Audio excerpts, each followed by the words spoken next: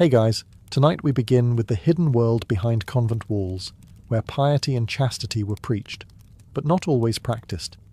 Because while the Middle Ages left behind grand cathedrals and sacred manuscripts, they also left behind court records, confessions, and letters that reveal a far less saintly side of medieval nuns. One that includes secret lovers, hidden pregnancies, escape tunnels, and even full-blown orgies conducted under the guise of spiritual ecstasy. So before you get comfortable, take a moment to like the video and subscribe, but only if you genuinely enjoy what I do here. And let me know in the comments where you're tuning in from and what time it is for you. It's always fascinating to see who's joining us from around the world. Now dim the lights, maybe turn on a fan for that soft background hum, and let's ease into tonight's journey together. When a woman entered a medieval convent, she was expected to leave the world behind. Along with her dresses, jewellery, and last name, she also handed over her right to any physical affection, ever again. In theory, she became a bride of Christ. In practice, the marriage was often open to interpretation. The vow of chastity was serious business. No touching, no flirting. Definitely no midnight rendezvous in the cloister garden with Brother Thomas from down the hill. But as any good historian, or bishop with a headache, will tell you, vows are only as binding as the will to follow them. And in many convents, the will was flexible. For some nuns, the vow of chastity was treated more like a suggestion. After all, if you're locked behind stone walls for decades, surrounded only by other women and the occasional suspiciously handsome confessor, things can get blurry, very blurry. Some got creative. There were whispered arguments that affection didn't count if it wasn't intentional. Others leaned into spiritual loopholes. If Christ was your heavenly husband, then who could object to a little passion, mystical or otherwise? Especially if you wrote it down in Latin. Reports from church officials, sent to check that everything was pure and pious, often contained delicately phrased complaints like excessive familiarity between sisters, or unescorted male visitors to the orchard. Translated, someone was misbehaving, and it was probably happening near the apples. Then there were the convents that ran more like noble dormitories. Wealthy families would send off their troublesome daughters with the clear expectation that someone else would deal with their enthusiasm. Some convents tried. Others shrugged and hoped the bishop didn't visit too often. Of course, not every nun strayed. Many lived genuinely devout lives, praying, studying, and baking bread that could dent a helmet. But others? Let's just say they interpreted the rule of chastity the way people today interpret unlimited breadsticks. So yes, chastity was written in ink, sworn before God, and embroidered into the rule books. But behind those quiet walls, things were occasionally rewritten. Pregnancy, as a general rule, is difficult to explain away, even more so when you're a nun. While you could conceal a secret lover or smuggle in a wheel of contraband cheese, a growing belly was significantly harder to tuck under a habit, and even harder to explain without implicating at least one person, several sins, and occasionally a confused donkey. Medieval convents were supposed to be sanctuaries of chastity, but reality had other ideas. Church records, bishopric complaints, and truly scandalized abbesses all suggest one consistent truth. Nuns were getting pregnant. Not hypothetically, not symbolically, physically, undeniably, and inconveniently pregnant. The excuses were often creative. Some claimed demonic possession. Others cited miraculous conception, which, while technically possible in biblical precedent, was treated with skepticism when it happened 3 towns over and involved Brother Jacques, the choir director. One nun even claimed she fell on a man. Hard to argue with gravity. Once discovered, convents usually responded with panic and strategic memory loss. The pregnant nun would be sent on retreat or develop a sudden, prolonged illness requiring total seclusion. If she gave birth, the baby might be whisked away under the cover of night, either to a foundling home, a sympathetic relative, or, in the darker cases, nowhere good at all. Some infants were quietly buried on convent grounds, with headstones that read like vague apologies to God. The father? That was always the next question, and the answers varied. Priests, travelling nobles, gardeners. In one memorable trial, the accused was a wandering musician with a harp and indecent smile. No further explanation was given, or needed. Punishment was equally inconsistent. Peasant-born nuns might be excommunicated and sent away in disgrace. Noble-born sisters, on the other hand, often received stern warnings and a sabbatical. One particularly brazen abbess got caught with a lover and a child, and still managed to keep her job. Clearly, management worked differently back then. Of course, the church insisted these were isolated incidents, rare, tragic, deeply regrettable. And yet the archival paper trail says otherwise. Parchment doesn't lie, especially when it's soaked in scandal. If there's one thing medieval convents underestimated, it was the power of stationery. Love in the cloister was a delicate operation, silent, coded, and written with the kind of flowery Latin that could either be a romantic confession or a very intense prayer. Nuns may have taken vows of silence, but their quills, far less obedient. Letters were everything. When face-to-face trysts were too risky, and meaningful glances across the chapel became unfulfilling, love found its loophole through ink and wax. Some were slipped through cracks in the cloister wall. Others were tucked into loaves of bread, or passed via suspiciously helpful novices with excellent poker faces. The contents ranged from sweet to unprintable. One nun wrote to her priest-lover that she longed to drink of his chalice of devotion. The bishop investigating the case was so unsettled, he ordered the letter burned, twice, just to be sure. These secret romances weren't always fleeting flings either. Some lasted years. One nun in France maintained a correspondence with a young nobleman for over a decade, outliving 2 abbesses and at least 3 failed attempts to catch her. She finally got caught after quoting Ovid a little too accurately in the convent's choir book. Naturally, the church took a dim view of this literary lust. When letters were discovered, punishments followed: excommunication, penance, confinement to solitary prayer, or worse, a forced public reading of the letters before the entire convent, which may have been more humiliating than divine judgment. And the lovers? If they were men of the cloth, they were usually reassigned to a colder, less romantic post. If they were laymen, well, one was once flogged, fined, and ordered to never again speak to women of the cloth or otherwise. His reply: "Can I still write?" Even more embarrassing were the cases where love letters got intercepted and passed around like medieval gossip columns. Imagine spending hours composing your deepest, holiest affections, only for them to be read aloud by a giggling novice over mead and cheese. Still, the ink kept flowing, because when walls were high and eyes were watching, love adapted, with metaphor, innuendo, and very determined handwriting. In theory, a convent was a fortress of purity. In reality, it was more like a boarding school with walls, and in some cases, a surprising number of escape routes. Medieval nuns weren't just spiritually restless, some were physically inventive. And if you're imagining dainty women gently tiptoeing through a rose garden gate, you'd be wrong. Some of these escape attempts involved scaling walls with bedsheets, bribing guards, crawling through underground drains, and, in one case, dressing as a monk and walking out the front door like it was a normal Tuesday. The motivations varied. Some fled to reunite with lovers.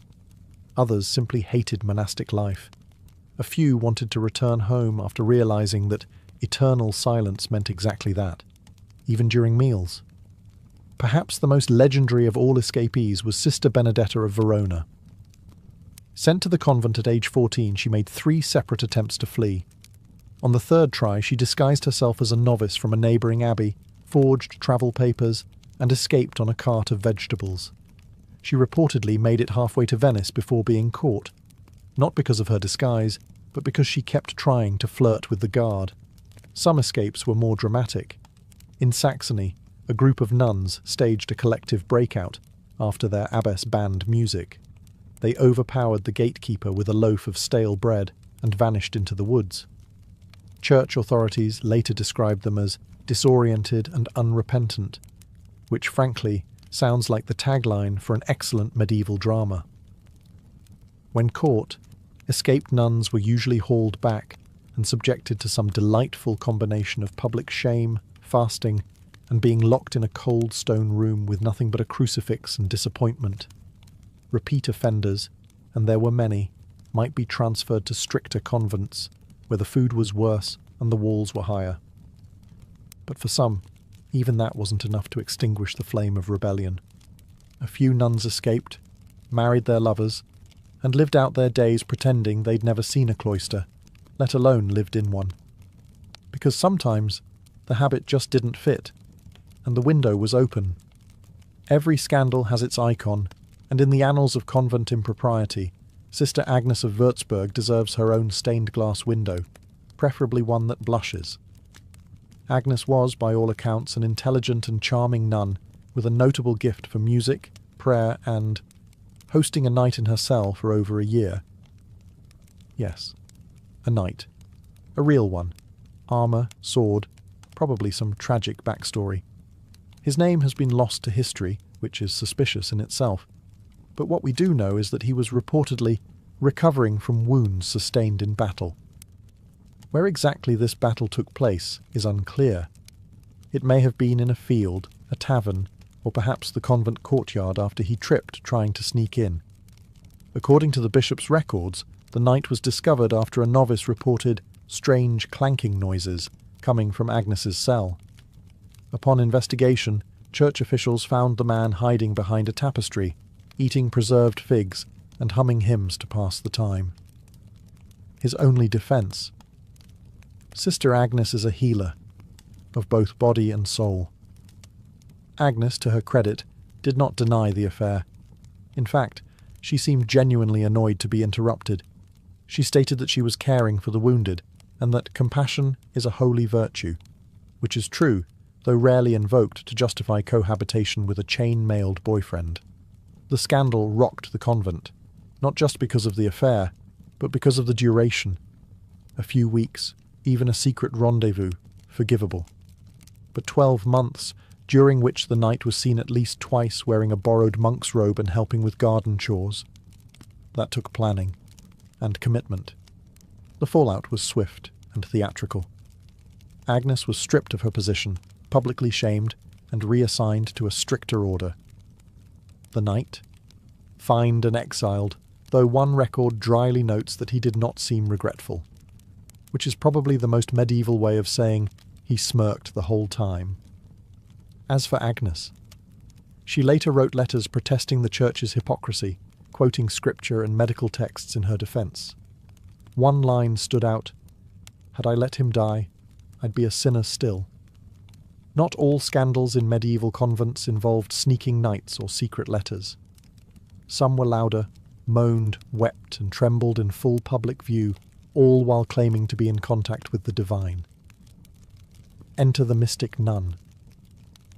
In the Middle Ages, certain nuns were known for having ecstatic religious visions.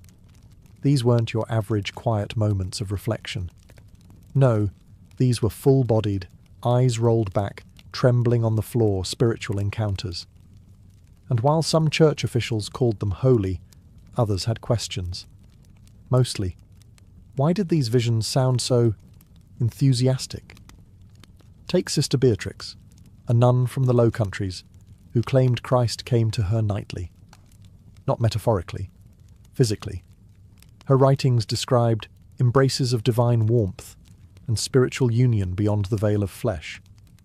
At one point she declared herself wedded to the Lamb, which might sound innocent until you read the parts where she compared his presence to fire that spread within and without. Subtle. Then there's Hadovich of Antwerp, a 13th century mystic whose poetry reads like the medieval version of a steamy romance novel, if that novel were set entirely inside a chapel. She wrote of consuming love and being pierced by divine light. Some of her lines were so vivid that later church scholars tried to edit them into more appropriate metaphors. The original versions, however, are preserved, and eyebrow-raising. To be fair, not every nun faked their ecstasy. Many were sincere. Medieval theology encouraged intense emotional relationships with Christ, sometimes verging into language that modern readers might file under PG-13. But sincerity doesn't cancel out the fact that these visions caused serious stirrings, both spiritual and otherwise. Not everyone was impressed. Some bishops accused these women of attention-seeking. Others worried about the influence such visions had on younger, more impressionable nuns. One particularly sceptical archbishop referred to them as hysteria masquerading as holiness. He was later reassigned, possibly for saying what everyone else was thinking. Still, some mystic nuns became celebrities. Their visions were recorded, copied, and venerated, which, in medieval terms, meant they got away with writing divine fan fiction and calling it theology. If there's one thing medieval monasteries were known for, it's restraint, of the body, of the tongue, and especially of the stomach. Fasting was seen as holy, hunger was a virtue, appetite, a temptation best left in the garden with the snake. But inside some convents, fasting was more of a daytime suggestion. Because when the bells stopped ringing and the abbess retired to her chamber, a different kind of ritual began: the forbidden feast. Convents were supposed to keep a strict diet: porridge, bread, the occasional fish, and an existential crisis for dessert. Meat, rich cheeses, sweets, and wine were generally banned, especially during Lent or any of the dozens of fasting days that made up roughly half the year. But let's be honest, no one can eat boiled cabbage forever without plotting something. And plot they did. Some nuns developed covert culinary networks. Friendly merchants would deliver salted meats for medicinal purposes. Wine was relabeled as consecrated vinegar. Honey cakes were just there for visitors who, mysteriously, never arrived. One surviving convent inventory included 2 ducks, 1 whole ham, a jug of cherry wine, and 3 wheels of cheese. It was catalogued under liturgical supplies. You can draw your own conclusions. Midnight feasts became a thing. Picture this: a candle-lit room deep in the convent, filled with giggling nuns, whispering psalms between bites of roasted goose. One novice reportedly burned her hand sneaking hot pastries out of the oven and tried to claim it was a punishment from the Holy Spirit. No one bought it, but the pastries were apparently excellent. Sometimes these feasts became social affairs, with visiting men, merchants, priests, or in some cases, men who had no official reason to be in a convent after dark. One abbey in Burgundy was found to be hosting unapproved gatherings, which turned out to be regular Saturday night banquets, complete with dancing, gambling, and what the bishop diplomatically described as inappropriate merriment. Of course, not every nun partook. Many were genuinely devout and horrified by such indulgence. But others, let's just say their idea of fasting was eating quickly before someone catches us. Few things unnerved medieval church authorities more than a nun with a bump. Unless, of course, that bump turned into a baby, and then into a shallow grave beneath the convent pantry. One of the most chilling scandals emerged from a 14th century French convent, where rumours began to swirl of strange noises coming from the cellar. It wasn't rats. It wasn't bad plumbing. It was, as one horrified novice described, something crying that had no right to be there. When church investigators arrived, they expected the usual: a wine stash, some forbidden cheese, maybe a love letter or two. What they found was a hastily dug patch of disturbed earth beneath a barrel of pickled cabbage. Underneath, the body of a newborn child, wrapped in what was clearly a torn wimple, the headdress worn by the sisters. The implication was not subtle. The resulting investigation was as delicate as a plague cart. The mother was never officially named, though several nuns were relocated shortly afterward. a common euphemism for "please disappear quietly before this becomes a trial." The abbess, when questioned, claimed ignorance. "I was not informed of any childbirth," she stated, while standing next to a suspiciously well-used wash basin. She added that any woman who gave birth in the convent had clearly entered already pregnant, which is one of the oldest and least effective explanations in the scandal playbook. This wasn't an isolated incident. Across Europe, hidden pregnancies occasionally resulted in tragic ends. Babies were left at the doors of monasteries. Some were smuggled out to sympathetic families. A few, heartbreakingly, didn't survive long enough for either. The church responded with its usual cocktail of outrage and selective amnesia. Punishments ranged from public penance to quiet transfers. But as long as the walls stayed high and the letters stayed hidden, many such stories were buried, literally and figuratively. Still, every time a cellar was repaved or a pantry reorganized, there was the faint possibility of another discovery. A tiny scandal, wrapped in linen and silence. If there's a scale of things nuns were not supposed to do, opening a brothel lands somewhere between heresy and throwing a bishop out a window. But in 15th century Bologna, one former nun named Sister Clara decided she'd had enough of vows, veils, and virtue. So she left the convent and opened a highly successful brothel in her old convent building, with the habits still in use, because subtlety was apparently not part of the business plan. Clara hadn't exactly been cloister material to begin with. Church records describe her as willful and frequently absent from vespers. Translated, she didn't show up for prayer and possibly had plans involving wine and someone named Marco. Her decision to leave the convent wasn't particularly dramatic. She simply walked out and never returned. The real drama began later, when passers-by noticed the convent had suddenly become very popular with men who had no known interest in theology. According to a local magistrate, Clara employed women, some ex-nuns, others just creatively unemployed, and ran the establishment with military efficiency. Clients reportedly paid extra for costumes. Some men requested the full confession experience, which raises theological questions no one was prepared to answer. When word reached the church, panic ensued. Not because prostitution was rare, it wasn't, but because this particular brothel had the nerve to look like a convent and function better than most monasteries. The optics were terrible. Clara, when summoned to explain herself, simply shrugged and said, "At least no one here pretends to be chaste." She was excommunicated. Then re-excommunicated, just to be sure. The building was seized, the operation dismantled, and Clara was, allegedly, sent to a nunnery far from Bologna, which seems like an odd choice, but perhaps poetic justice. Yet her legacy lingered. For years afterward, the site was colloquially known as the Cloister of Delight. It even appeared in bawdy plays and songs. And though the church tried to erase her memory, Clara became something of a folk legend, the nun who skipped salvation and went into hospitality. Confession, the spiritual reset button of medieval Catholicism. For a nun, it was supposed to be a solemn ritual of self-examination, humility, and penitence. You knelt. You whispered your transgressions. The priest offered absolution. You left lighter, in theory. But in practice? Confession occasionally led to more sins than it forgave. Enter the confessor scandal, a genre of misbehaviour so common it nearly became cliché.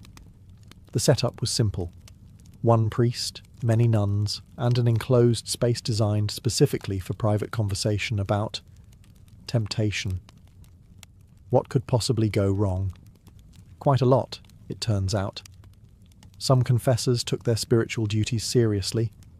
Others took ministering to the soul as an open invitation to explore the rest of the nun's emotional terrain, especially if she was young, anxious, or from a wealthy family whose influence might protect them both.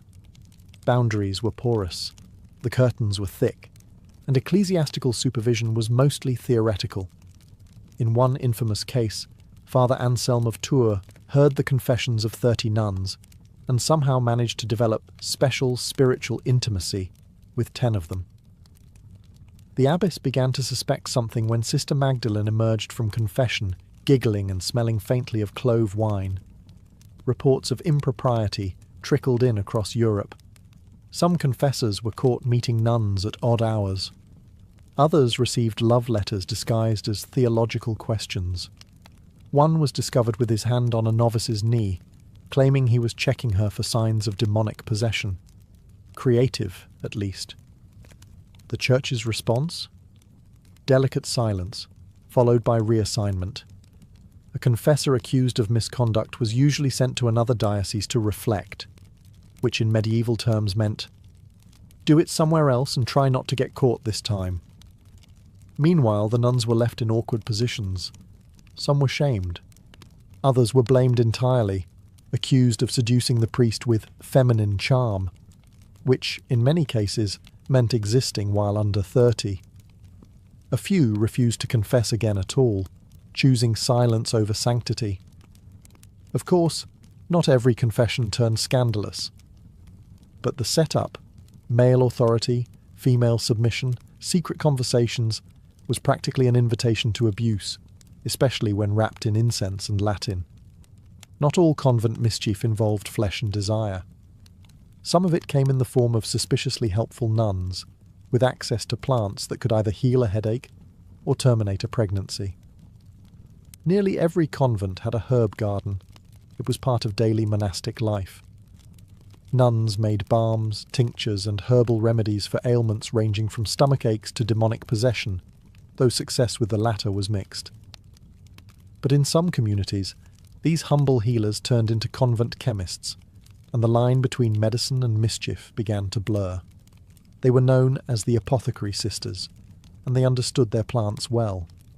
Too well in some cases. Many were trained in the use of abortifacients, herbs like pennyroyal, tansy, and rue, which were used discreetly to restore irregular cycles. Of course, the official explanation was always vague. The potion was for a nervous condition or a stubborn humoral imbalance. But everyone knew what it meant when a nun visited the herbarium after whispering with a red face and a shaky voice.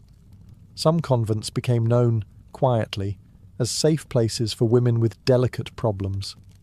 A noblewoman with an inconvenient pregnancy might suddenly decide to pursue spiritual retreat, and emerge 2 months later looking oddly slimmer and far more devout. Sister Hildegard of Trier was particularly famous, described in records as an herbalist of great discretion. According to one very nervous male witness, her concoctions could calm a restless body, silence an inconvenient cough, or undo what the flesh hath done. You had to admire the poetic phrasing. Of course, the Church did not officially approve. But as long as things stayed quiet, and the patients left looking grateful rather than pregnant, few bishops asked questions. It was easier to assume the sisters were simply very good at teas. That said, there were darker rumours. Stories of potions slipped into wine, or love spells crafted with hair and bone. Most were likely exaggerated. But some convents did face inquiries for harbouring witch-like tendencies, which in 15th century Europe was not the sort of review you wanted from your local inquisitor. For most medieval nuns, public exposure was a spiritual hazard. But for some, it became a legal necessity, especially when their private transgressions turned into public litigation. Across Europe, convents occasionally found themselves dragged into secular courts. The causes varied. Inheritance disputes, dowry claims, property feuds, and, more awkwardly, cases involving illicit affairs, pregnancies, and behaviour that was not befitting a bride of Christ. That last phrase appeared often. It was medieval legal code for someone's been up to something. One particularly spectacular case came from Florence, where a nun named Sister Constanza sued a priest for breach of promise.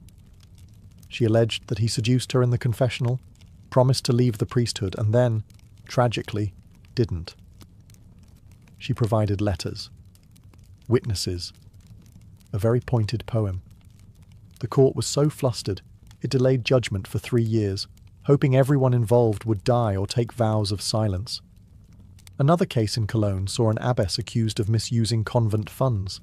to buy luxury linens, spiced wine, and gifts for visitors.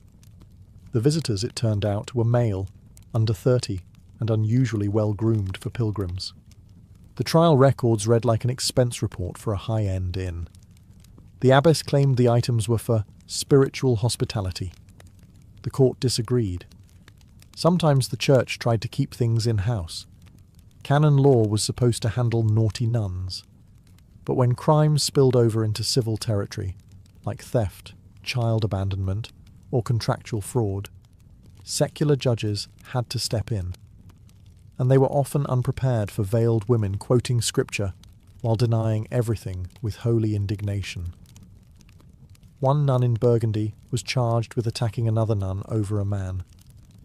During questioning, she claimed she had been possessed by jealousy and possibly by the devil. A 2-for-1 defence that bought her reduced penance and a relocation. These courtroom dramas were usually quieted as quickly as possible. The church didn't enjoy broadcasting its internal soap operas, but word always got out. Local taverns would buzz with phrases like, "Did you hear about the nun with the wine bill?" Or, "She brought her dowry and her boyfriend to court." In a world where few could read and fewer could fact-check, relics were the medieval version of verified badges, and some convents collected them with all the restraint of a modern teenager at a clearance sale. Holy bones, scraps of cloth, drops of saintly blood, these items drew pilgrims, donations, and prestige. For many nuns, relics were sacred connections to heaven. For others, they were more like revenue streams. Take Abbess Euphemia of Thuringia, who claimed her convent housed a piece of Mary Magdalene's hairbrush. Not a splinter of the true cross, not a veil fragment, but a grooming tool from the most misunderstood woman in Scripture. Euphemia described it as heaven-scented and encouraged visiting pilgrims to kneel before it and leave coins. The bishop, on inspection, discovered it was almost certainly a comb from a local merchant and smelled faintly of rosemary and goat. Then there's the convent in Bruges that proudly displayed the fingernail of St. Apollonia, patron saint of toothaches. When scholars examined it, they found it was, in fact, a sliver of cow horn. The abbess insisted the miracle came not from the relic itself, but from faith in its idea, a bold theological pivot to say the least. Some nuns became quite creative. One claimed to have a handkerchief used by the Virgin Mary, still damp with tears, centuries later. Another swore she owned a thorn from the crown of thorns, despite living in a convent located hundreds of miles from any known trade route. When asked how she acquired it, she simply smiled and said, "The Lord provides." To be fair, not all these relics were fakes. Some were genuinely ancient, mysterious, and possibly holy.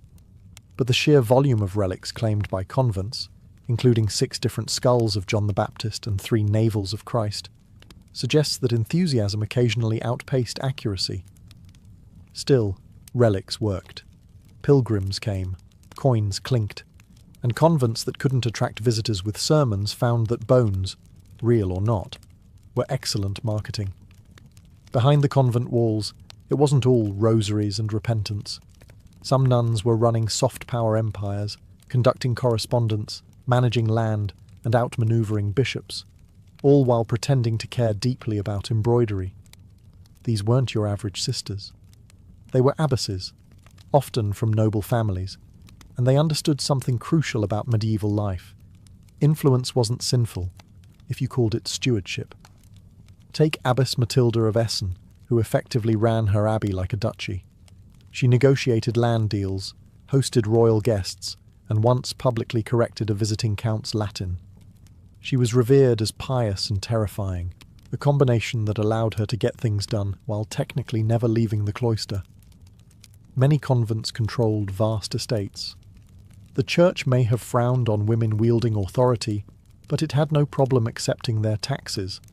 That left abbesses and senior nuns in charge of finances, agriculture, and disputes with tenant farmers. And like any good landowner, they sometimes bribed local officials, forged a deed or two, and encouraged favourable tithes through blessings.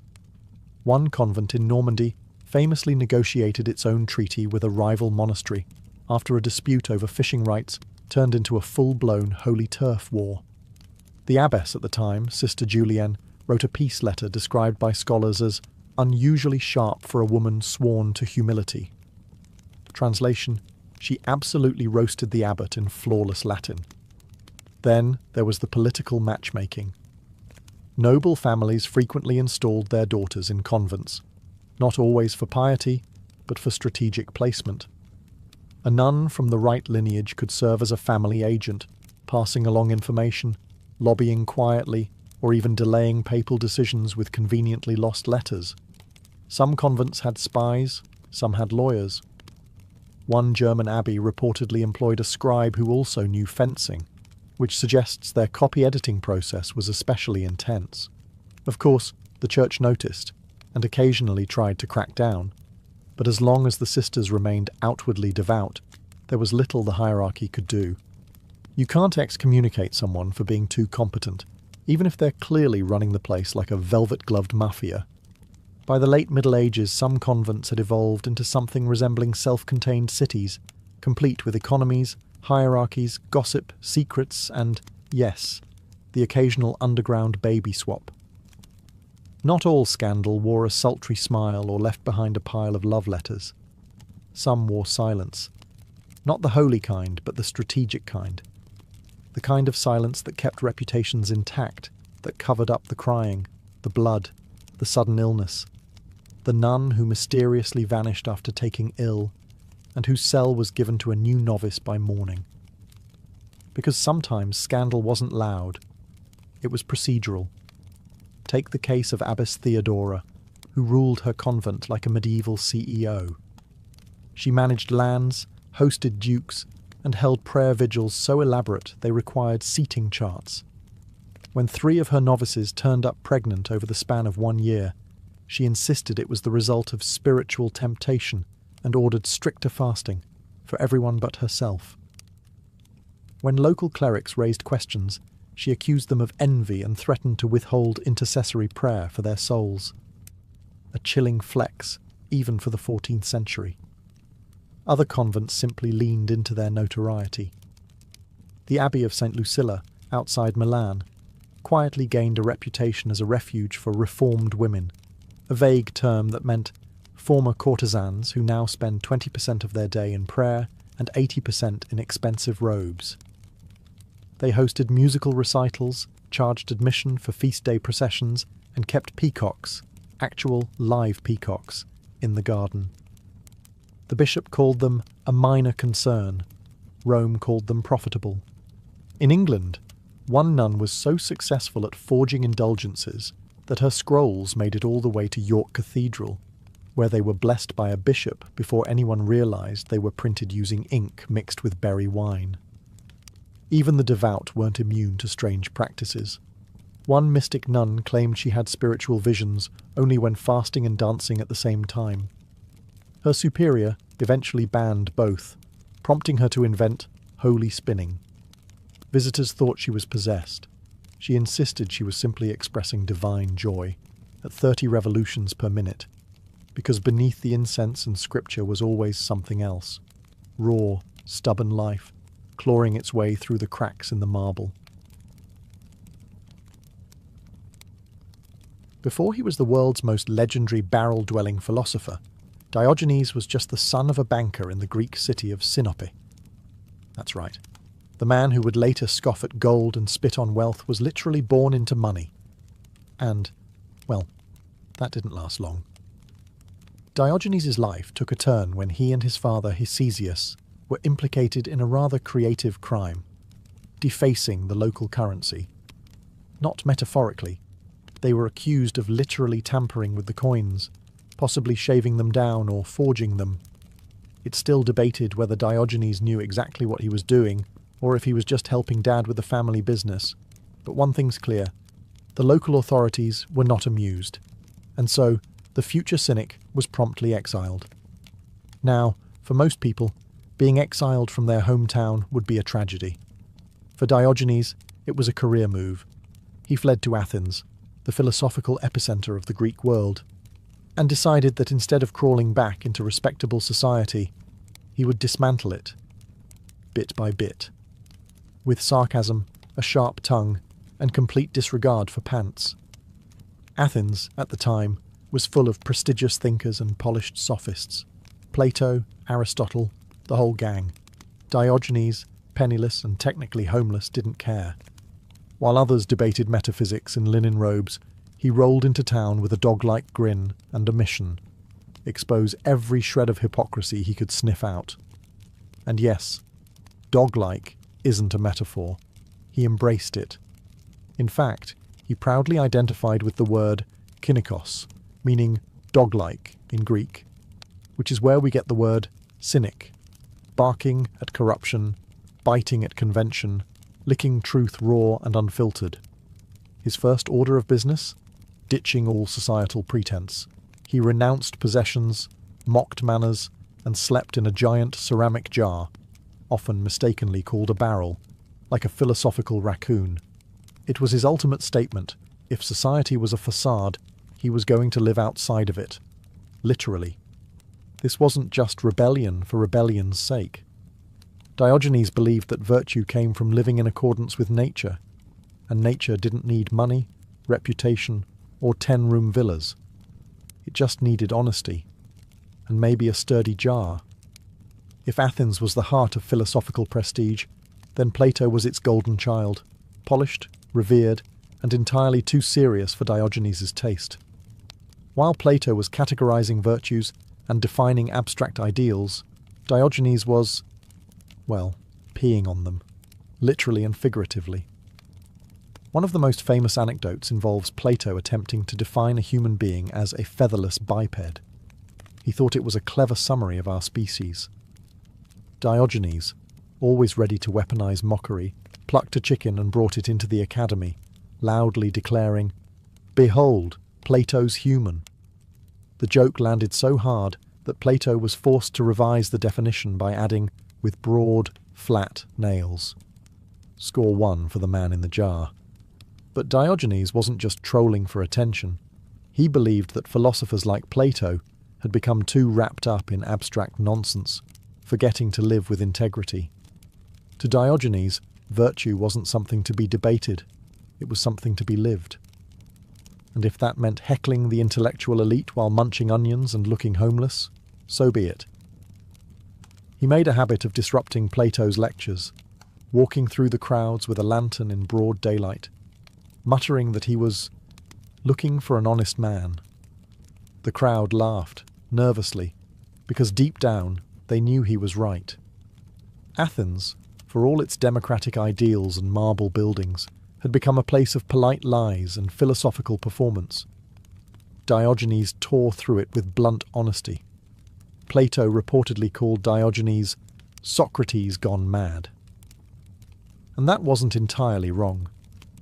Like Socrates, Diogenes asked uncomfortable questions and refused to play by societal rules. But unlike Socrates, Diogenes didn't want a dialogue. He wanted a spectacle. And he was more than happy to play the clown if it meant revealing hypocrisy. He made the simple life look outrageous. He begged without shame, ate whatever scraps he could find, relieved himself wherever he pleased, often to the horror of onlookers. But each action, however crude, was a philosophical statement. Why should he feel shame for natural functions when others felt no shame for lying, cheating, and hoarding wealth? Where Plato built ideal worlds, Diogenes smashed the illusions of this one.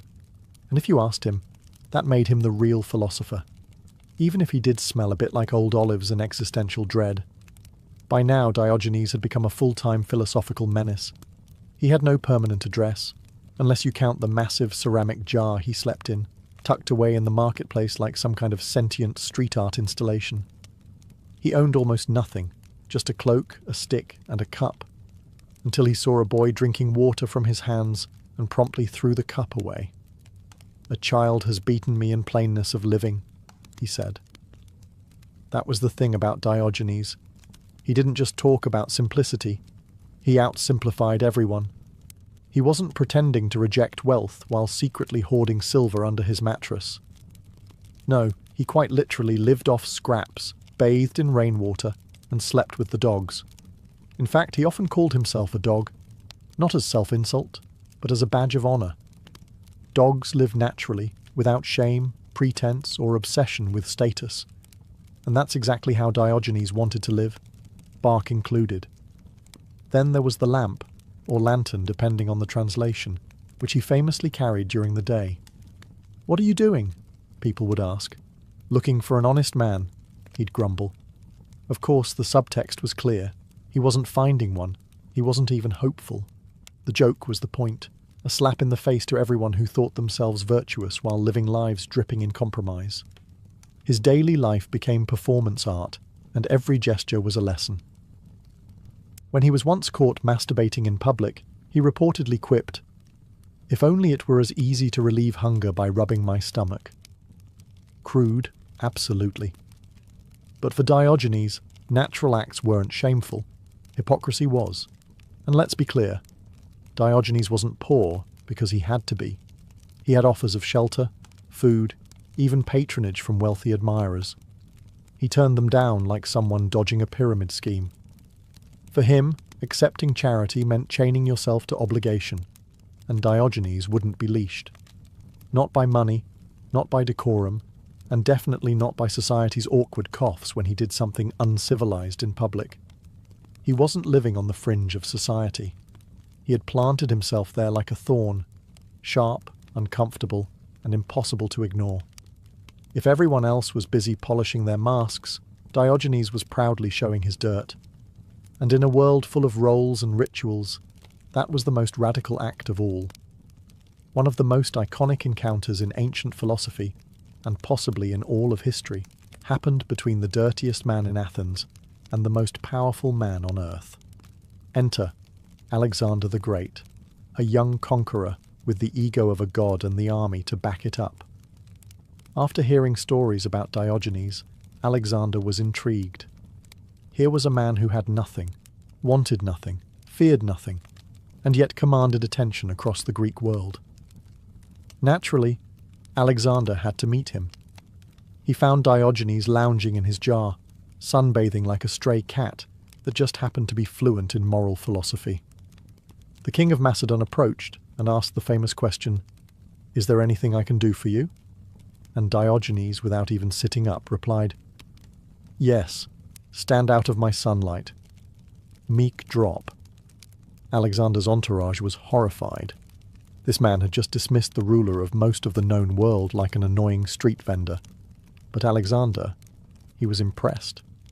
According to legend, he turned to his men and said, "If I were not Alexander, I would wish to be Diogenes." It's the kind of statement history professors love to quote, and YouTube comment sections love to misattribute. But regardless of its historical accuracy, the moment captures the essence of Diogenes. In a world obsessed with power, he was untouchable because he wanted absolutely nothing. He had no palace, no army, no reputation to protect. You can't bribe a man who sleeps in a jar. You can't blackmail a man who begs for food. And you definitely can't impress a man who finds luxury laughable. What Diogenes taught Alexander, and the world, was that true power comes from needing nothing and fearing no one. That was Diogenes' ultimate rebellion, not shouting on the streets, not urinating on social customs, but stripping life down to its barest essentials and daring anyone to call him poor. In a single sentence, he reduced one of history's greatest conquerors to a shadow blocking the sun. And unlike most philosophers, Diogenes didn't just preach this freedom. He lived it so fully, even emperors felt small in his presence.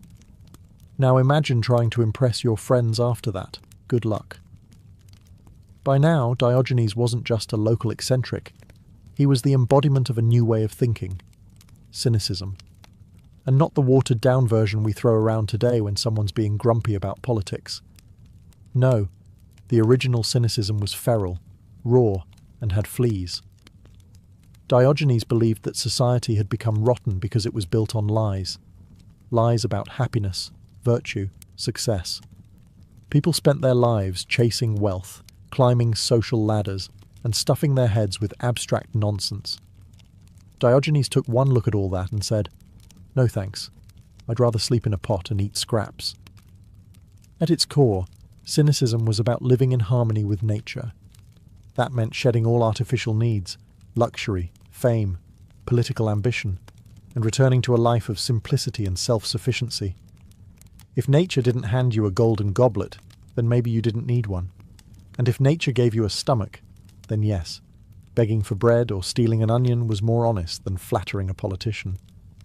His philosophy was also deeply confrontational. Diogenes didn't hide his beliefs in essays or temple scrolls. He lived them loudly. He mocked, barked, and even physically interrupted people's lives to force them to see their own contradictions.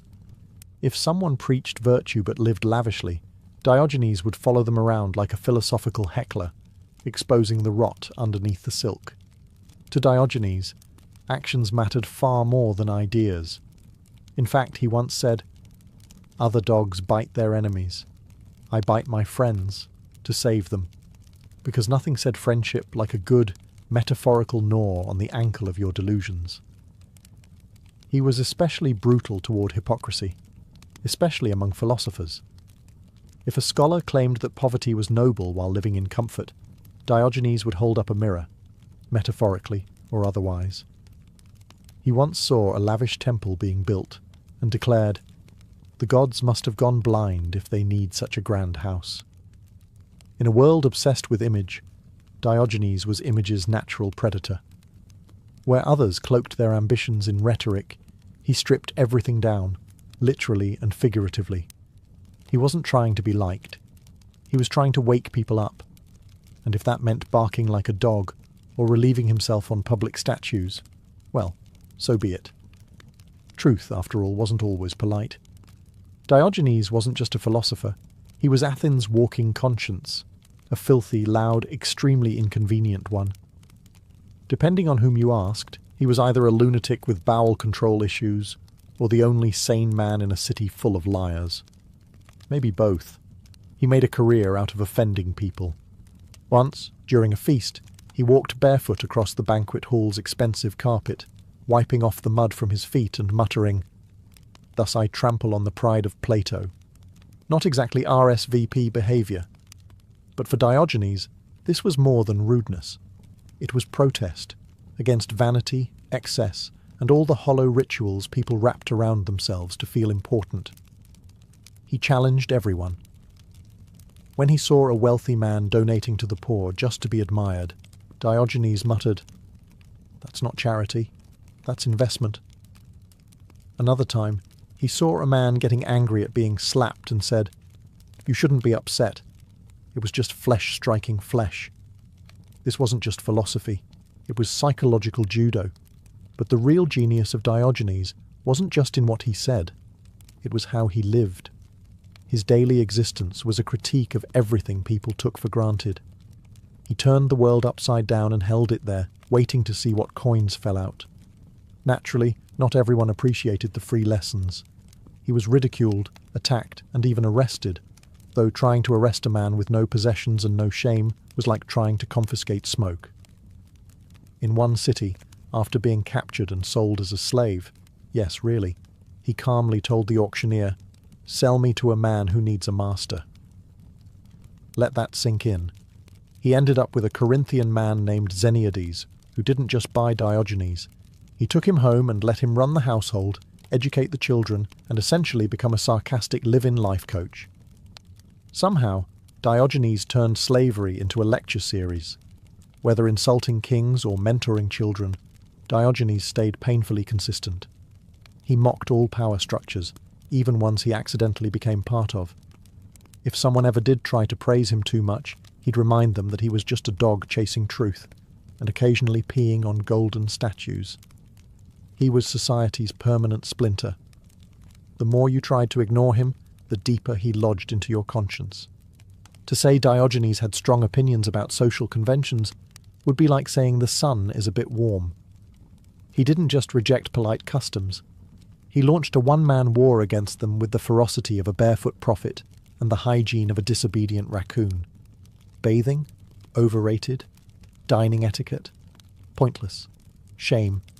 a tool used by cowards and hypocrites to hide behind marble columns. Diogenes believed that most societal norms weren't there to help people. They existed to control them, to shame them into conformity, and to separate the powerful from the poor. So naturally, he decided to live in a way that defied every single one of them. He often walked around barefoot through broken streets, even in the winter. When asked why he didn't wear shoes like a normal person, he replied, "If I were in need of shoes, I'd be more distressed about my life than my feet." Diogenes also had a knack for performing embarrassing bodily functions in public, and not out of ignorance. He knew exactly what he was doing. These acts weren't random, they were statements. He believed that if something was natural and necessary, it shouldn't be a source of shame. In other words, if you're going to scold me for burping, but not for cheating your neighbour, your moral compass is broken. Even begging became a form of resistance. While most beggars tried to appeal to pity or social obligation, Diogenes treated it as a spiritual test, for himself and the person being asked. If they gave, fine. If not, that was fine too. Either way, he stayed honest, and hungry. But Diogenes wasn't just rebelling for rebellion's sake. His whole existence was an ongoing experiment to see how little a person needed to live well.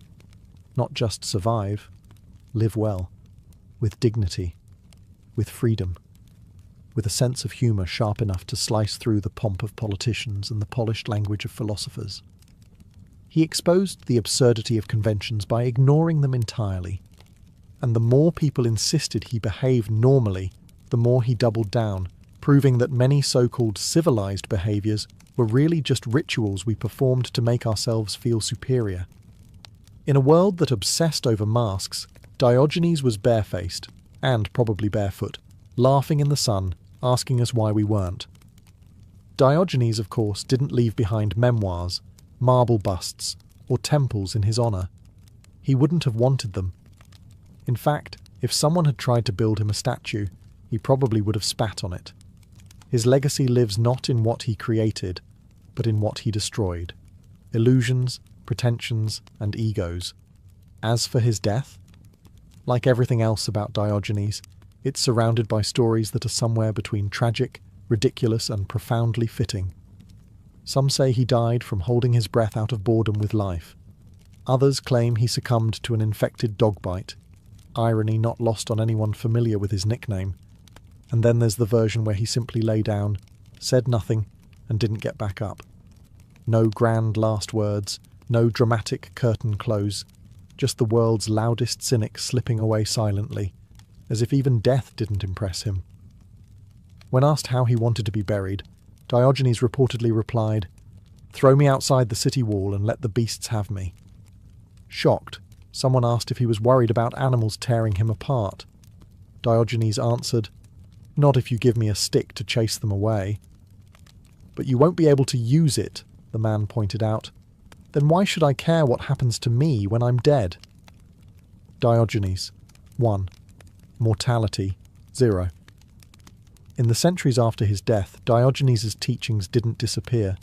They spread like wildfire among those who were tired of hypocrisy.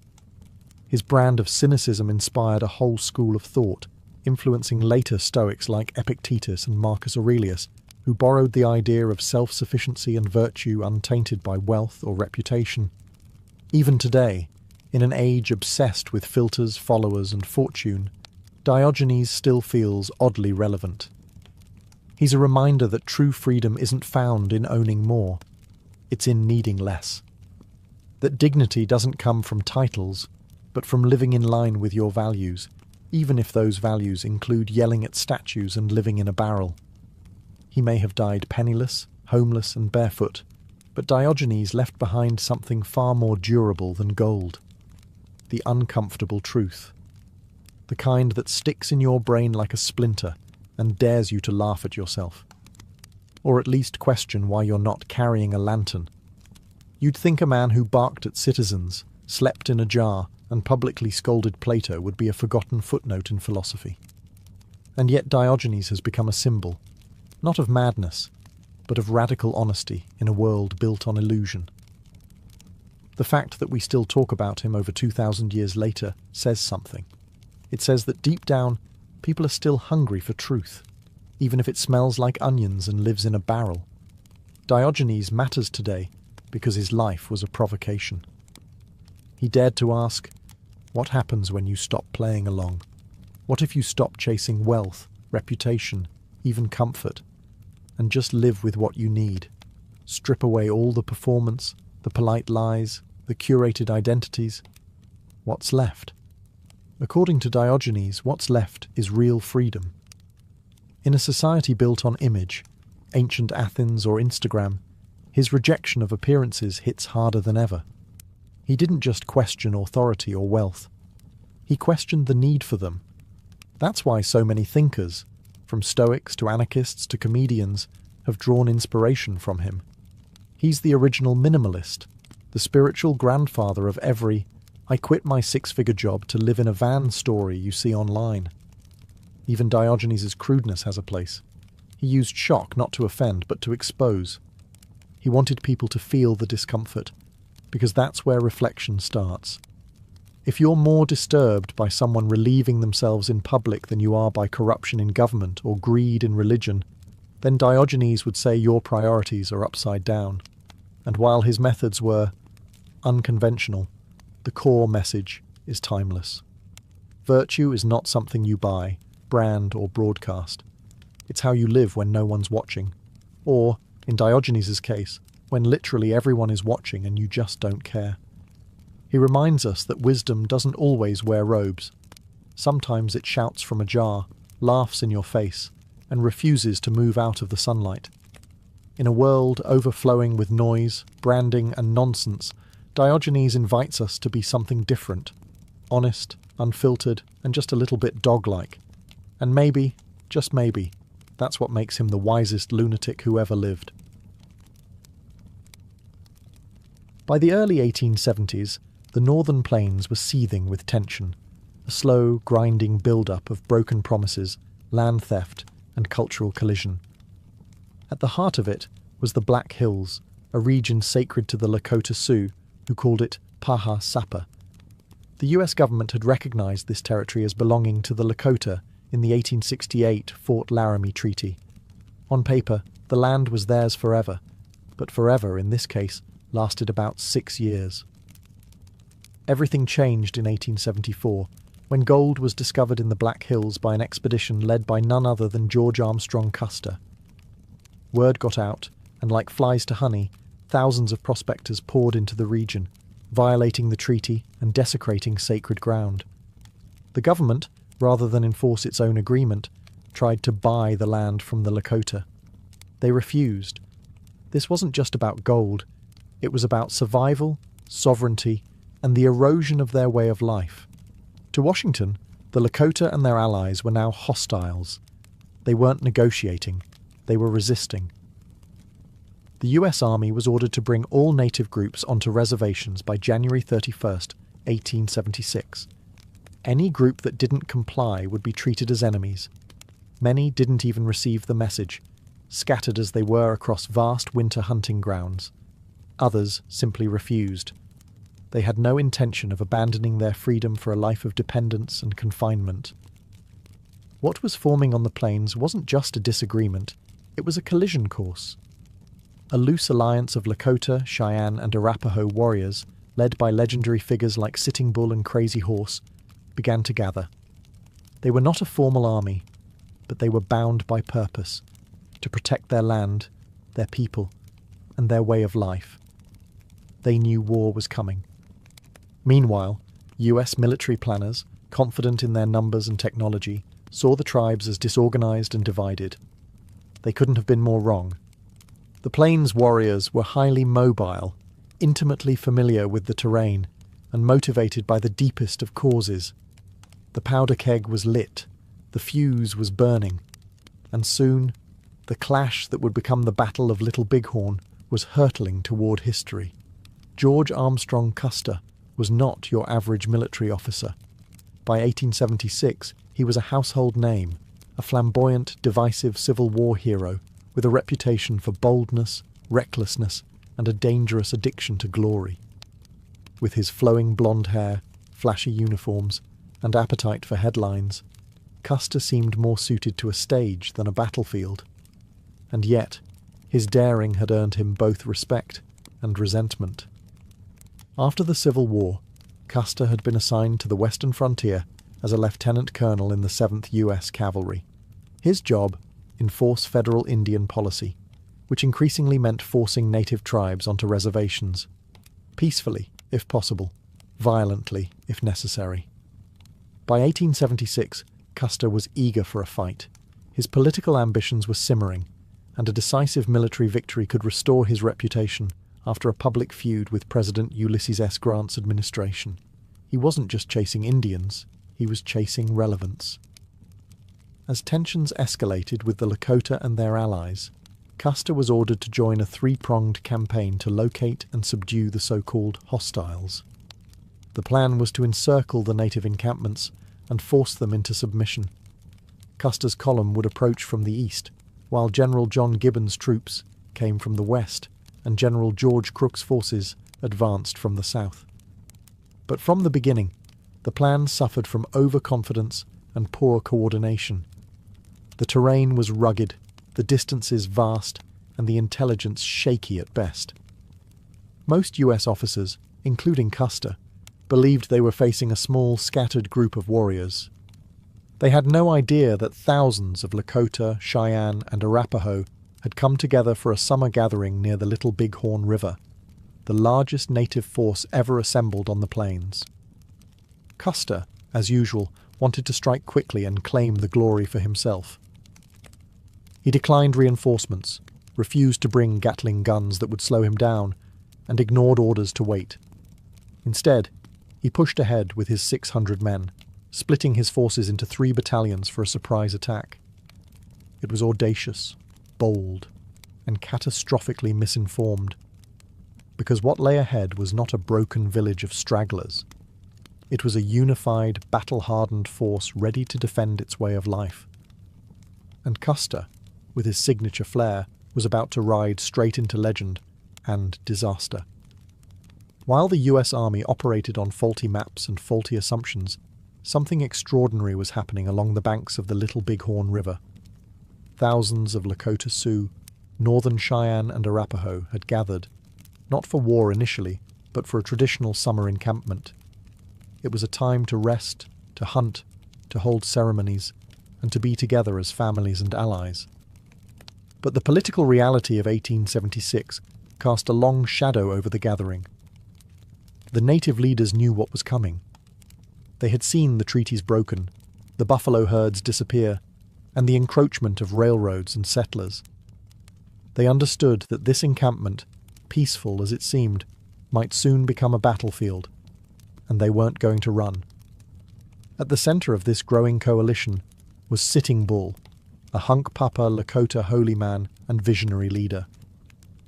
In the weeks leading up to the battle, he performed a powerful sun dance, a grueling ceremony of sacrifice and prayer. According to witnesses, Sitting Bull had a vision during the dance. He saw soldiers falling into the camp like grasshoppers, defeated and broken. For his followers, this was no metaphor. It was prophecy. And then there was Crazy Horse, a warrior of almost mythical skill and bravery. Quiet, reclusive, and deeply committed to protecting his people, Crazy Horse had already earned a reputation as a fearless leader in earlier battles. He would soon prove himself again, charging directly into enemy lines with a blend of daring and tactical brilliance. Other leaders, like Gall and Two Moons, also emerged as key voices. Though the tribes did not operate under a single centralized command, their unity in this moment was remarkable. They were defending more than land. They were defending freedom itself. Estimates vary, but there may have been 8,000 to 10,000 native people in the Little Bighorn Valley, including 1,500 to 2,000 warriors. They were well armed, many with repeating rifles and superior knowledge of the terrain. And most importantly, they were fighting for their homes, their families, and their way of life. Custer had expected a few hundred desperate warriors. Instead, he was about to face a formidable coalition, one born not just of resistance, but of spiritual resolve, ancestral duty, and the fierce will to survive. The storm was gathering. On June 22, 1876, Custer and his 7th Cavalry left the mouth of the Rosebud River, following tracks believed to lead to a nearby native encampment. For 3 days, they moved fast, too fast, pushing men and horses to exhaustion. Custer was convinced the native village would scatter if they realized soldiers were coming. He wanted to strike first, strike hard, and claim the glory before General Terry or Gibbon could arrive and steal the spotlight. But this urgency blinded him to caution. Scouts, including famed Crow and Arikara warriors, warned Custer that the village ahead was massive, unlike anything they had seen before. Some even climbed high ridges and returned with wide eyes, saying, "Too many to count." They urged Custer to wait, to reconsider. He did not. On the morning of June 25th, Custer reached a ridge overlooking the Little Bighorn Valley. From a distance, he could see parts of the great encampment, teepees stretching along the river like a small city. Smoke rose from cooking fires. Children played. Horses grazed. But what he saw as a vulnerable camp was in fact a sleeping giant. Still believing he could surprise them, Custer made the fateful decision to divide his 600-man regiment. He sent Captain Frederick Benteen to scout to the south with 125 men. Major Marcus Reno was ordered to attack the southern end of the village with 140 men. Meanwhile, Custer himself took about 210 men northward, hoping to flank the village from behind and trap the warriors in a pincer move. It was bold, it was risky, and it was based on disastrously false assumptions. Custer did not know that the warriors were already aware of the soldiers' approach. Lakota scouts had spotted dust trails and moving columns. The element of surprise was lost before it ever began. As Reno's men descended into the valley, they didn't find panicked families running. They found warriors assembling, more warriors than they'd ever imagined, and instead of folding, the camp erupted into organized resistance, led by the very people Custer had underestimated. At that moment, the myth of invincibility surrounding the U.S. Army began to crack. The 7th Cavalry was walking into a storm it couldn't outrun, and Custer was leading the charge straight into its heart. At around 3 p.m. on June 25th, 1876, Major Marcus Reno and his men charged the southern end of the native encampment. What they expected was panic. Women and children fleeing, warriors scrambling. What they got instead was an organized, furious resistance. Within minutes, the charge unraveled. Reno's men dismounted in the timber along the river and opened fire. But the volume of returning fire shocked them. The warriors were not only numerous, they were aggressive, fast, and coordinated. Lakota and Cheyenne fighters surged across the open ground with terrifying speed, many on horseback, firing with deadly accuracy. Some carried Winchesters and Spencer repeating rifles, more advanced than the single-shot carbines the cavalry used. Reno panicked. Instead of holding his position, he gave a chaotic order to mount and retreat across the river. In the scramble, many soldiers were shot down, some drowned. The retreat turned into a rout. Bloodied and disorganized, Reno's men staggered up a bluff on the east side of the river, desperately trying to form a defensive position. Just then, Captain Frederick Benteen arrived from the south with reinforcements. Together, he and Reno established a rough perimeter atop what would later be called Reno Hill. There they dug in, low on water, surrounded and under constant fire. They could hear distant gunfire to the north, the sound of Custer's own fate unfolding, but they didn't know exactly what was happening. They sent messengers, but none returned. Meanwhile, in the valley below, native warriors swarmed across the battlefield, emboldened by Reno's retreat. Spirits rose. The prophecy was coming true. The invaders were not invincible. They were fleeing, and more were coming. Up until now, US military campaigns on the plains had been predictable. Native groups had learned to expect overwhelming force, fast strikes, and harsh retaliation. But this was different.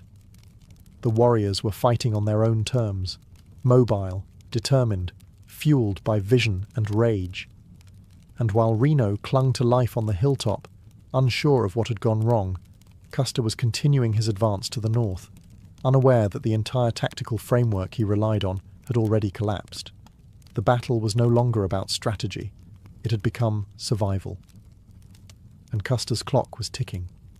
While Reno's forces were retreating in chaos and Benteen was fortifying Reno Hill, Custer and his 210 men pressed northward, entirely unaware of the scale of the battle unfolding behind them. Still under the illusion that the village could be attacked from multiple directions, Custer's detachment moved along high ground, hoping to strike the village's rear. But the warriors knew he was coming. By now, the alarm had fully spread through the massive encampment.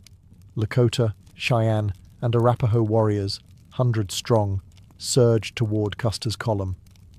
Instead of finding women and children to capture, Custer found himself facing a tidal wave of mounted fighters. His troops were stretched thin along the ridgelines and hills, trying to hold defensive positions, but they were quickly surrounded. The precise sequence of the fight remains debated. There were no survivors from Custer's immediate command. But what is clear is that the 7th Cavalry was overwhelmed in a matter of hours. The native forces, led by warriors like Crazy Horse and Gall, outmaneuvered and outnumbered Custer's men. Their superior knowledge of the terrain and aggressive tactics shredded the cavalry's lines. The soldiers tried to make a stand on what would later be called Last Stand Hill. Surrounded, out of ammunition, and with no escape, they fell. Some in small groups, some alone, some reportedly trying to shoot themselves rather than be captured. Native accounts described the battle as brutal and fast. It wasn't just a fight, it was a collapse. Custer was killed in the final moments, likely shot through the chest and head. He was found among a cluster of men, including his brothers Tom and Boston Custer. Nearly every soldier in his command was killed, over 200 men, wiped out to the last. For the native warriors, it was a staggering and emotional victory. But it wasn't celebrated with triumphalism. Some accounts describe mourning rather than cheering, an understanding that while they had won the battle, war was far from over. The US Army would return, and this moment of glory would be met with vengeance. Still, for one day, on the rolling hills of Montana, the unstoppable machine of westward expansion had faltered, and Custer, the bold commander chasing legacy, had found it, not in conquest, but in annihilation. When the dust finally settled on the evening of June 25th, silence returned to the hills of the Little Bighorn.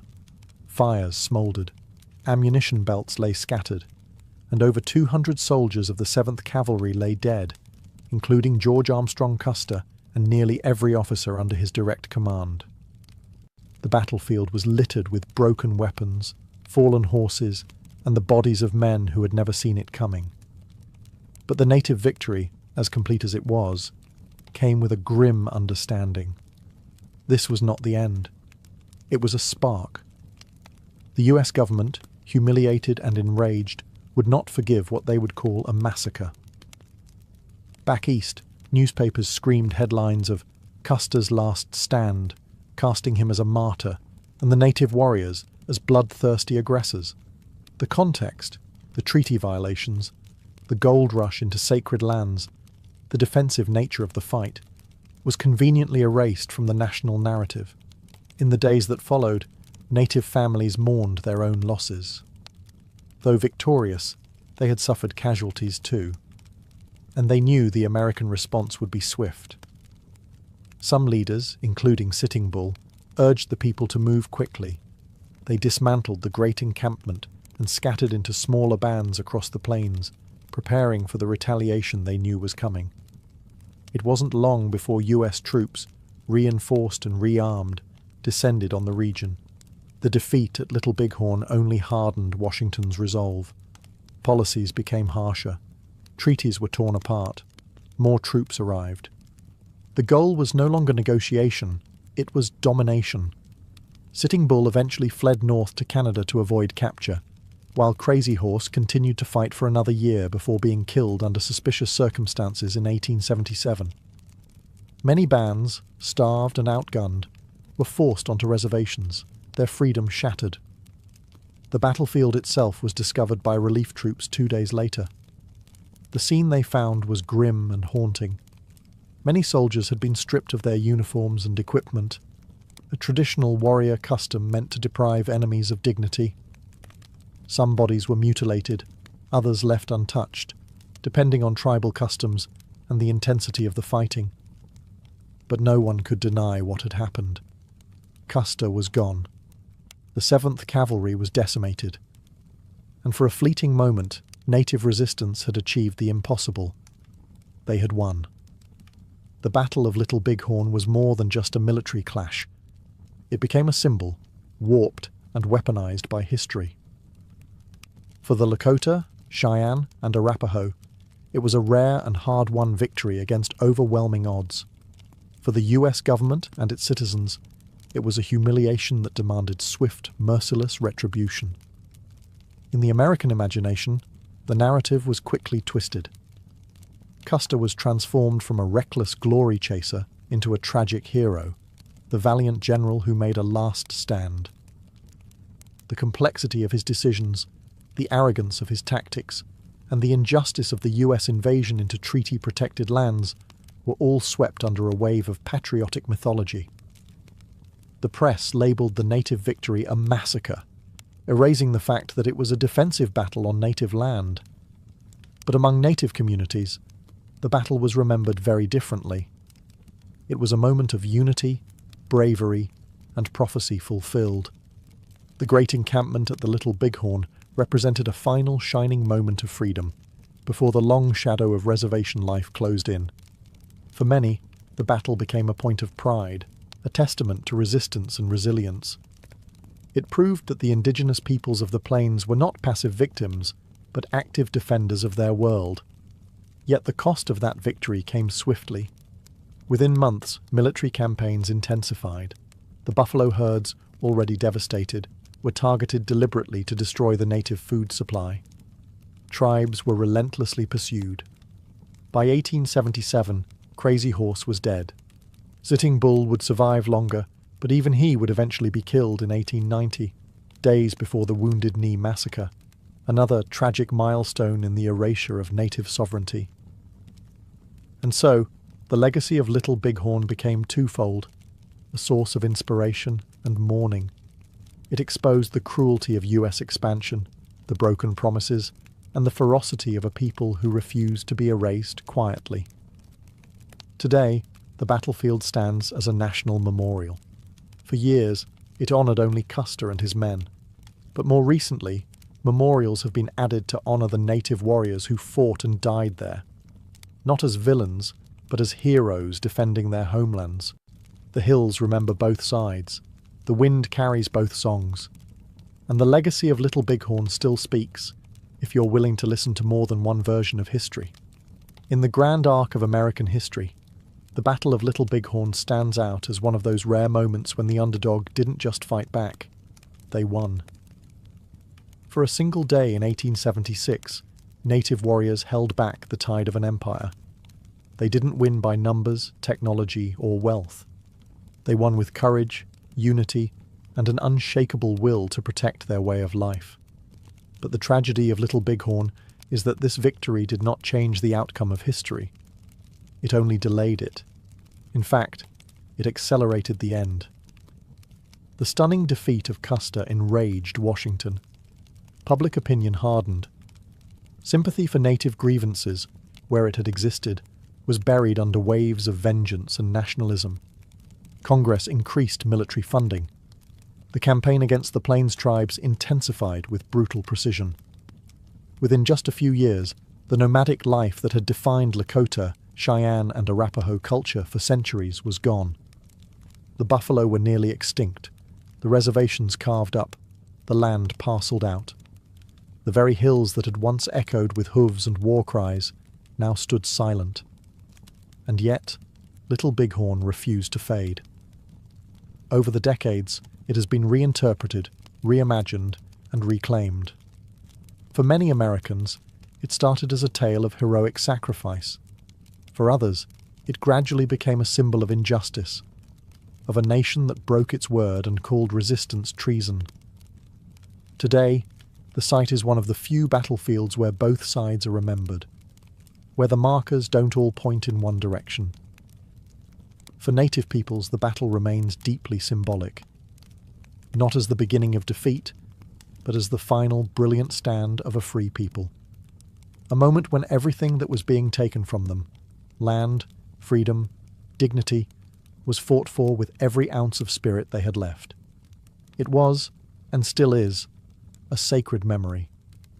And for the rest of us, Little Bighorn offers a difficult but necessary lesson about power, about myth, about the cost of conquest.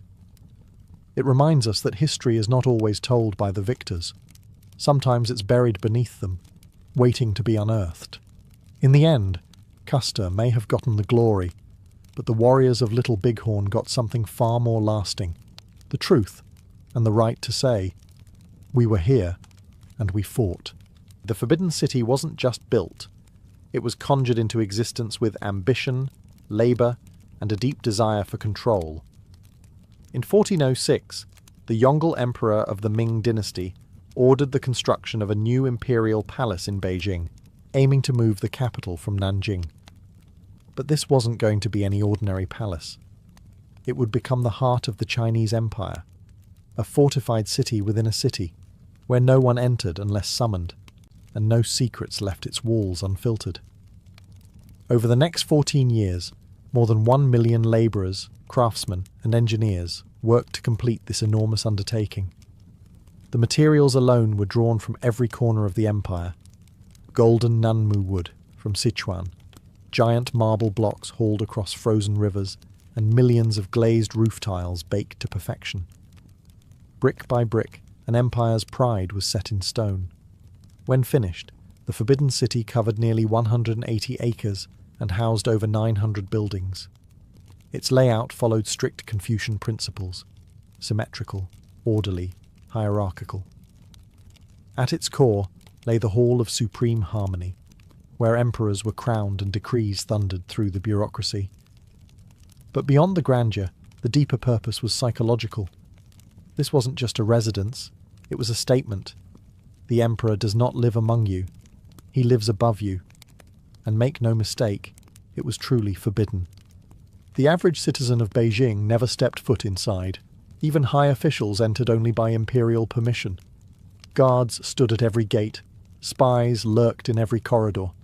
The outer city bustled with markets and common life, but inside the red walls, time slowed and ceremony ruled.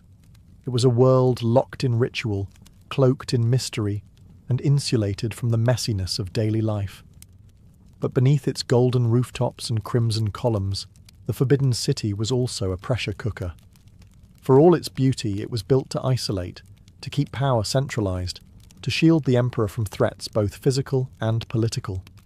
In time, it would become a place of intrigue, betrayal, and whispers in the shadows. A palace? Yes. But also a stage, for 5 centuries of empire, ambition, and slow unravelling. From the outside, it dazzled. From the inside, it watched, and it never ever forgot who walked its halls. At the heart of the Forbidden City sat the Emperor, the Son of Heaven, the living bridge between the mortal realm and the divine. But for all his cosmic authority, the man on the throne often led a life of extraordinary isolation. The Forbidden City didn't just protect the Emperor, it consumed him. Every day of his life was scripted with suffocating precision. He awoke to music, was dressed by attendants, and followed a schedule so ritualized it bordered on theatrical. Meals were sampled for poison. Documents were read aloud by ministers kneeling before him. Even a stroll through the gardens required ceremonial clearance and multiple escorts. Nothing was spontaneous. Everything was watched.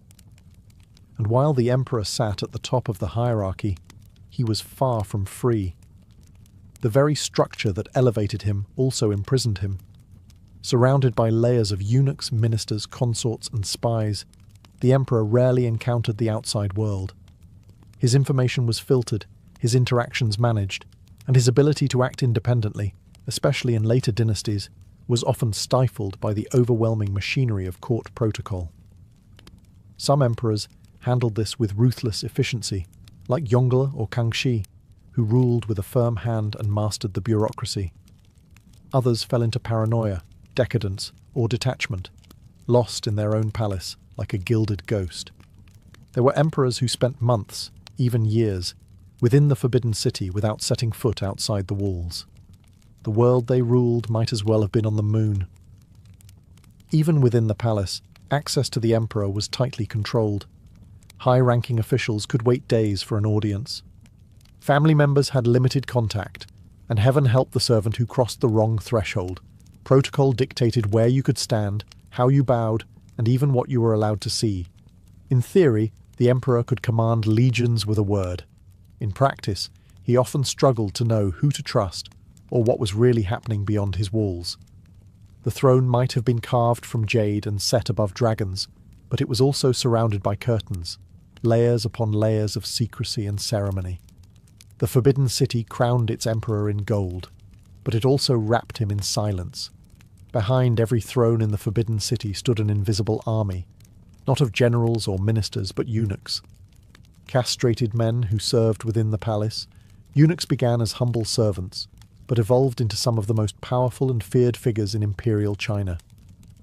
In a world where women were cloistered and men were threats, eunuchs occupied a strange middle space, intimate with the emperor, yet politically useful because they could never father rival dynasties.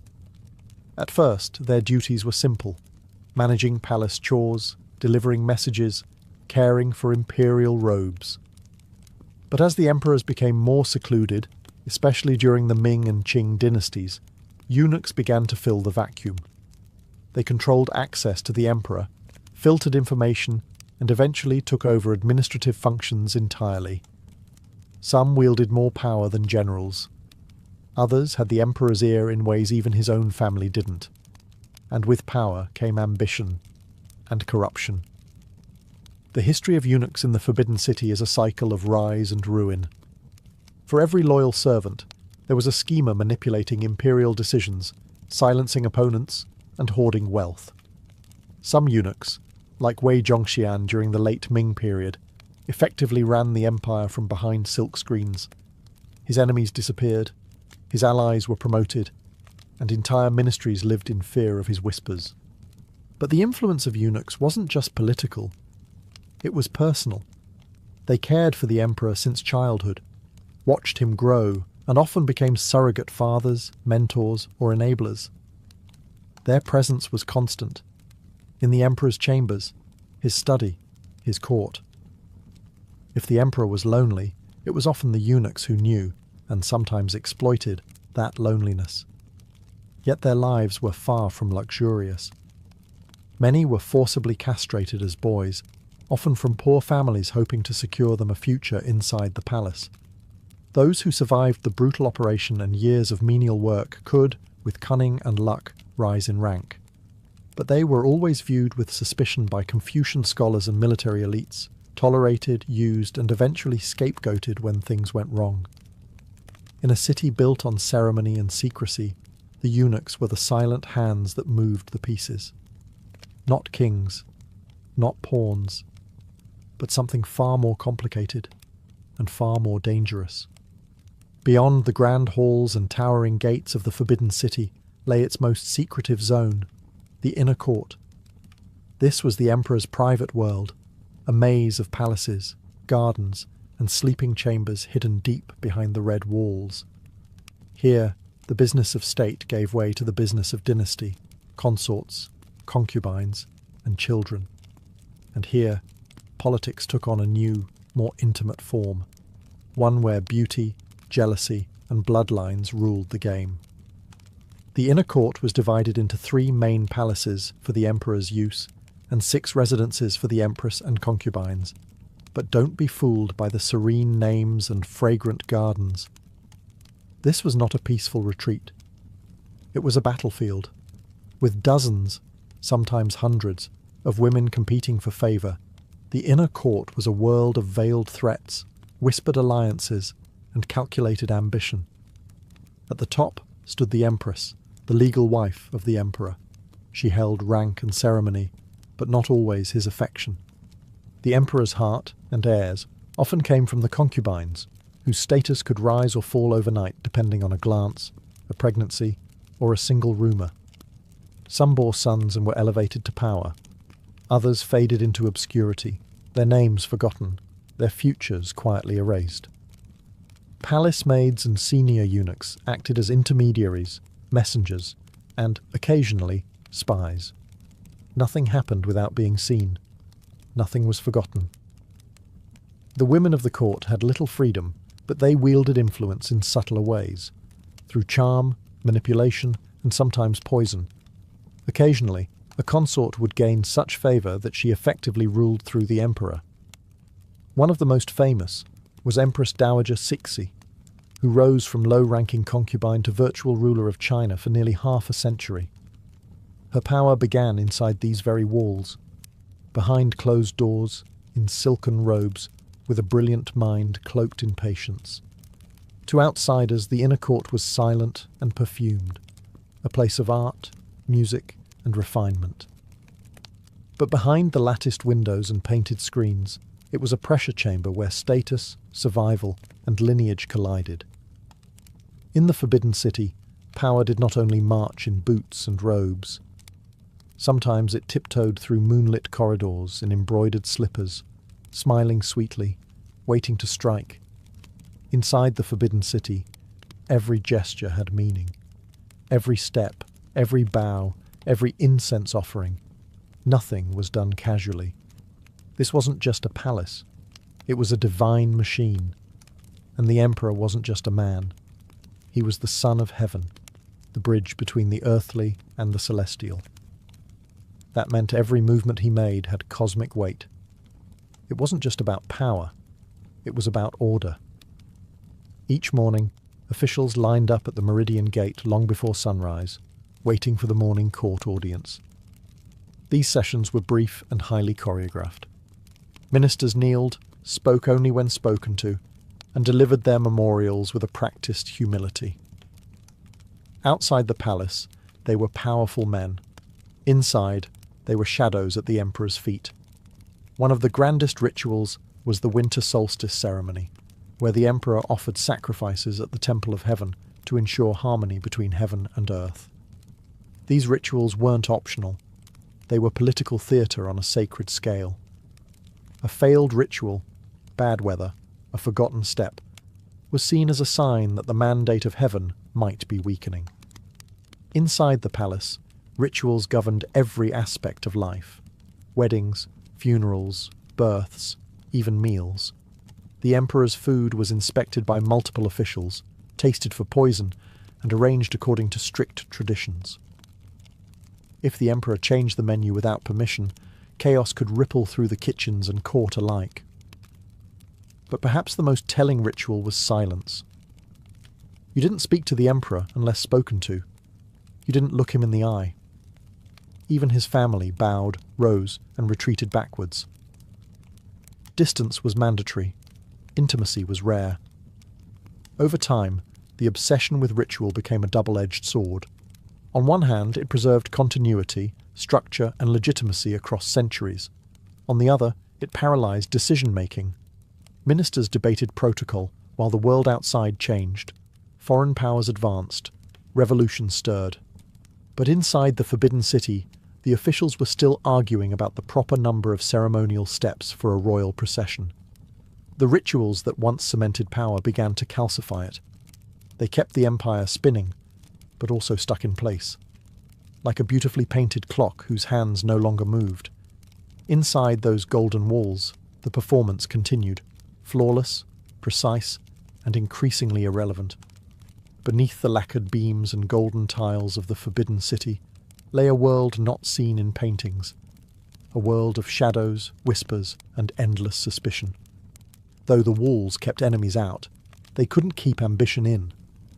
And in a palace where power was concentrated, inherited, and often unstable, the greatest dangers weren't armies at the gates. They were servants in your chamber. Spying was not just common, it was institutionalized. Eunuchs reported to other eunuchs. Palace maids gossiped in coded whispers. Even concubines had informants bribing or blackmailing lower servants for information about their rivals. The emperor's word was law, but most of the time, he didn't know which words to trust. Paranoia was routine. Letters were opened. Conversations were overheard. An offhand remark could be twisted into treason. False accusations flourished. Ministers might rise to glory one day and be exiled the next based on a whisper. Families disappeared overnight. Some chose suicide over trial, understanding the fate that awaited them if they resisted. The eunuchs were both participants and enforcers of this invisible war. While some were loyal and protective of the emperor, others built spy networks that rivaled secret police. Under the Ming dynasty, the infamous Eastern Depot, a eunuch-run intelligence agency, was given terrifying power. The ability to arrest, interrogate and execute without consulting the civil government. Torture was standard. Confessions were extracted like teeth. And while court scholars and officials resented the eunuch's influence, they weren't above intrigue themselves. The court was a chessboard, and every promotion, every marriage alliance, every imperial edict was a move in an endless game.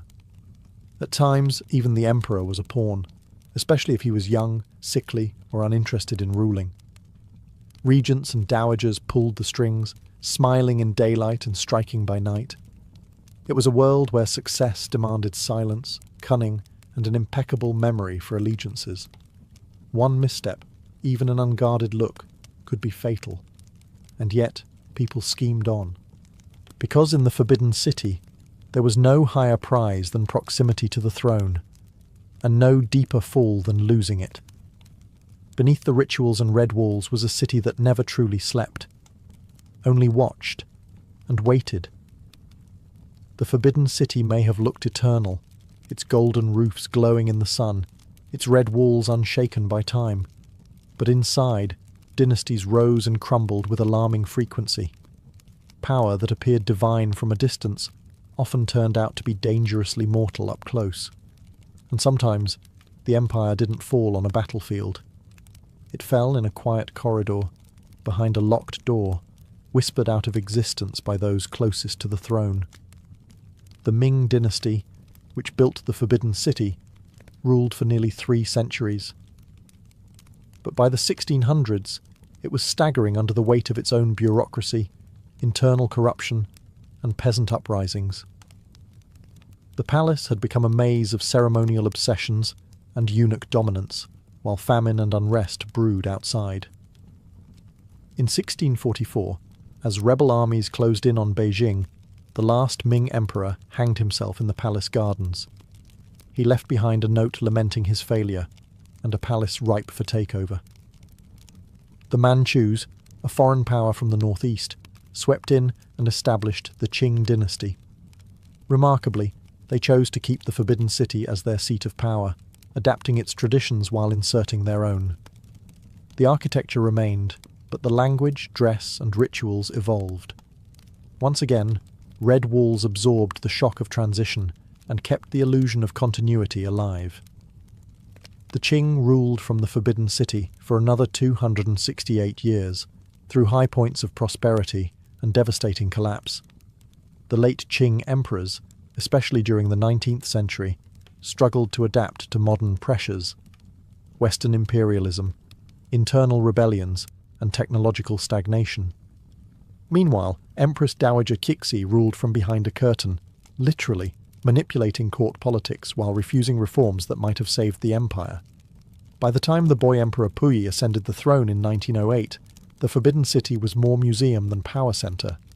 In 1912, the Qing dynasty fell, and with it over 2 millennia of imperial rule. But oddly, Puyi was allowed to remain inside the Forbidden City for another 13 years, like a ghost wandering the ruins of his own past. The emperors were gone, but the city remained, hollowed out, majestic, and haunted by the echoes of vanished dynasties.